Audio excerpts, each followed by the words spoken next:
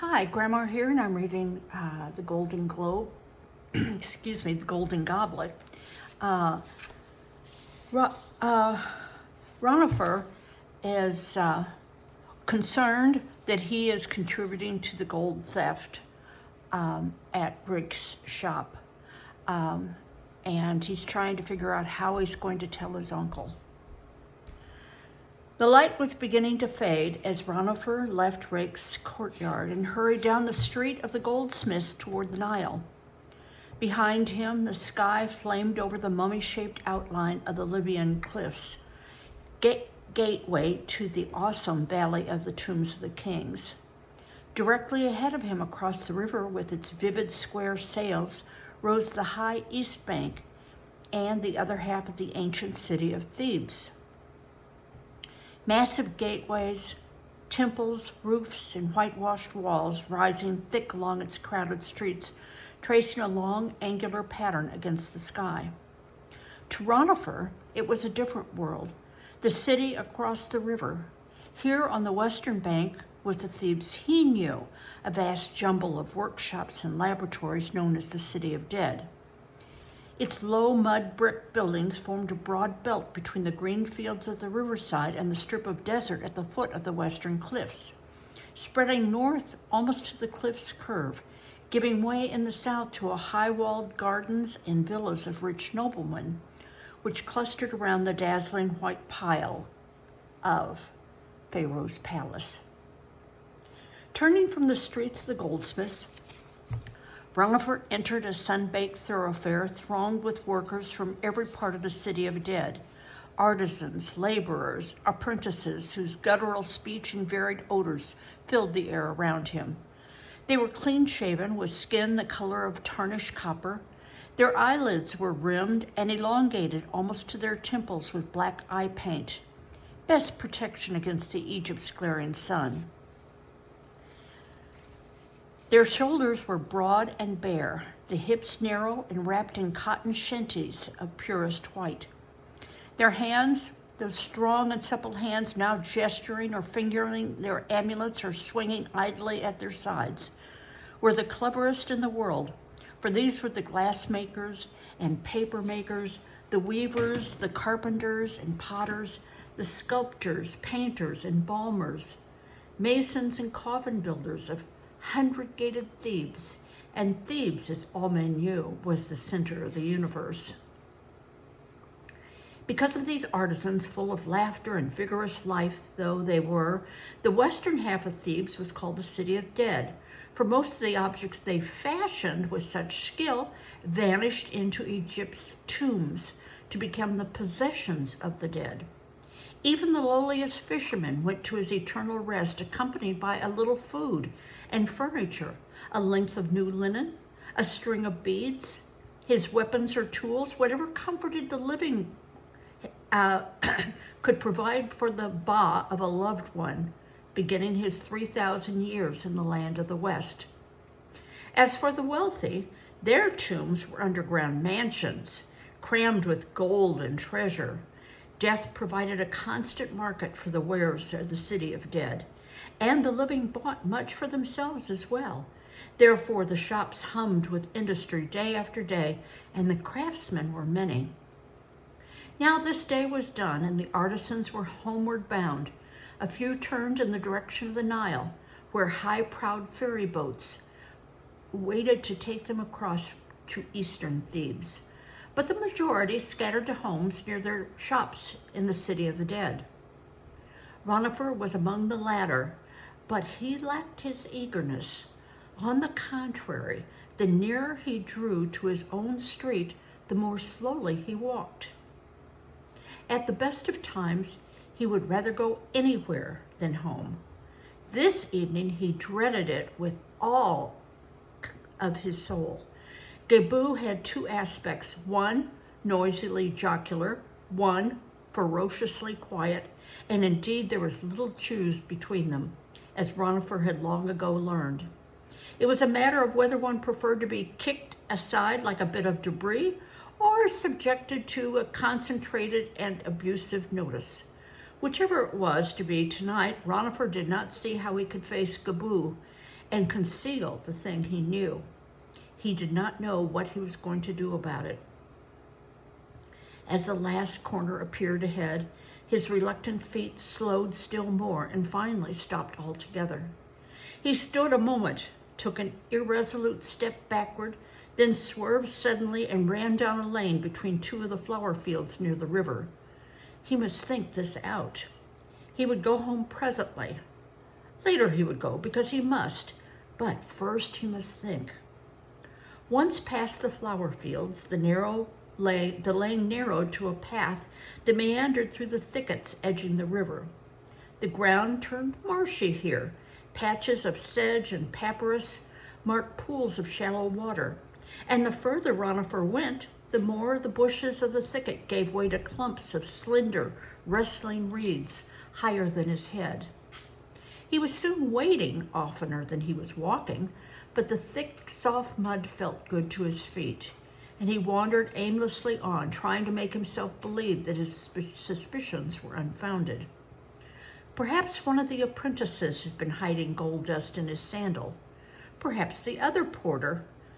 It was no use. The missing gold, the wine Gaboo wanted but never drank, the grinning Babylonian with his sharp glance and his soft, insistent questions all fitted into a picture too clear to doubt. What was he to do about it? To tell Rake would mean accusing Gaboo, and to accuse Gaboo. Ranofer stood nibbling his thumbnail. The very idea of accusing Gaboo made him shiver. Yet the thieving must be stopped, and there was only himself to stop it. Perhaps if he only threatened to tell what he knew. He had reached the true marsh now, where thicket gave way entirely to the dense fringe of papyrus growing in the shallow margins of the Nile. As he turned back toward drier land, the reeds behind him rattled, and he whirled. "Good evening to you, young one," said a surprised voice. An old man had appeared through the papyrus stalks, wading up to his calves in the brown water. He was stooped and leather-skinned with one blind eye and hair like coarse white linen thread. There were smears of river mud on his bare knees and his shenty, and on the gnarled hand with which he held the reeds aside as he gazed with mild astonishment at the boy. Behind him was a small, elderly donkey, loaded high with papyrus stalks. Ranofer had seen the pair often hobbling about the streets of the city of dead, but their sudden appearance here sent his wits scattering like startled birds. "Good evening to you, ancient," he stammered at last. "So, you've a tongue after all," remarked the old one. "I wondered if the exalted Lord Crocodile had stolen it." "Exalted? Do you speak of the crocodile god, Lord Soap, or only of the muddy beast in the—" "Softly, boy." The old man darted a glance, half humorous, half anxious, toward the Nile. "Perhaps his lordship is muddy, yes, but what's a little mud? Speak politely of the noble beast as one learns to, who must work each day within reach of his jaws." "What are they talking about, do you know?" "Crocodiles. Actually, I think the Lord Soap, who's Lord of the Crocodiles, wears a crocodile hat or something like that, the skin of a crocodile." Ranofer smiled uncertainly, and the old man's face seemed into 1,000 wrinkles of pleasure. "There now, he can smell too. Oh, my Lotus, my little donkey. Perhaps he is not so burdened with trouble as we thought when first we saw his face. Is this not a strange hour to come fishing, young one? Ra sailed through the gates of the west half an hour ago." "Oh, I did not come here to fish," muttered the boy, immediately nervous again. Did his thoughts show so plainly? If so, there was a small chance of hiding them from Gaboo. He must come out with it somehow. He snatched one of the stiff blooms from a nearby clump of sedge and showed it to the old man in explanation. "I came only to seek a flower for my friend. I must go now, ancient. May your Ka be joyful." Abruptly he turned and ran back the way he'd come. leaving the old man to make what he might of it. I will threaten to tell what I know, he revealed as he hurried between the darkening fields. I will make Gaboo promise to stop. It is the only way. The dusk had filled the streets now, and this time Ranofer did not pause when he came in sight of the last corner, but set his mouth tight and hastened into the street of the Crooked Dog. It was a narrow, dirty lane. Its houses joined one to another to form a continuous wall on either hand like the sides of a canyon. Ranofer pushed open the third door on the left, slipped into the courtyard, his bare feet silent on the rough pavement. Closing the gate behind him, he stopped and looked about warily. The dim light was kind to the skimpy walled court, glossing over some of the rubbish that littered it, concealing the smaller cracks in the peeling whitewash of the narrow mud brick house that occupied the west half of the enclosure. The storerooms forming the ground floor of the house were dark and empty, with their doors ajar. From the rear of the court, a stair sloped above them in a single high room overlooking the street. From the open strip under the roof of this room, yellow torchlight glowed, and Ranofer's eyes fixed on it. Gaboo was at home. Moistening his lips, the boy drew a long breath and padded across the courtyard toward the storerooms. Perhaps he could find something to eat before... The storeroom door squeaked, betraying his presence. "Who's there?"